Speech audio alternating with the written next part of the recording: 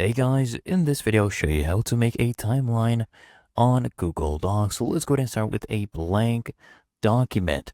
Now what you first need to go ahead and do is you need to insert a drawing.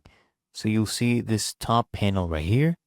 Okay, let's go ahead and click on this arrow to get these options. So click on insert, go hover over to drawing, click on new. And what we're going to first do is we're going to draw a line for our timeline. So there we go. We can select from here. Okay. Choose a line.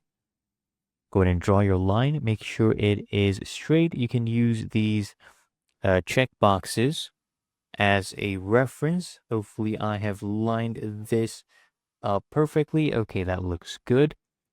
And then all we need to do is go ahead and add some shapes. Okay, so if I come here, look at this. I have different shapes available. Let's say I want to go ahead and use this one or this one as well to mark my events. So I'll go ahead and make a shape here. This will be for event 1. Okay, so that's my first shape. And of course, you can change the fill colors. You can make this transparent as well. If you would like, you can choose the border colors.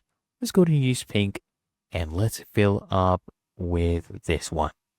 Looks much better, right? And what you can do, guys, is you can go ahead and copy and paste these. Okay, so I'll drag this here. Looks good.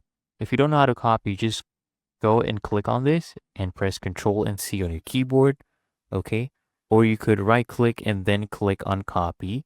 And to paste, you just right click here and paste it.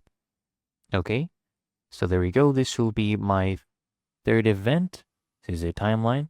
And to label this is very easy. You just come and click on a text box. So let me make a small text box right here. And I'll name this one event 1. Okay, let's go ahead and resize this, make it a little bit bigger like that. So this is event 1 right here. And then we're going to have more events. For example, event 2. So I'll just copy and paste this.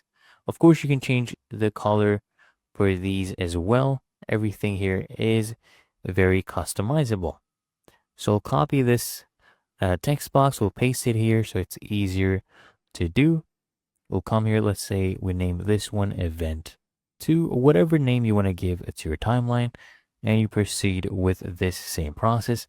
And when you're done, guys, you just come at the very top, click on save and close, and your timeline will be added to your document. And it's really that easy and simple.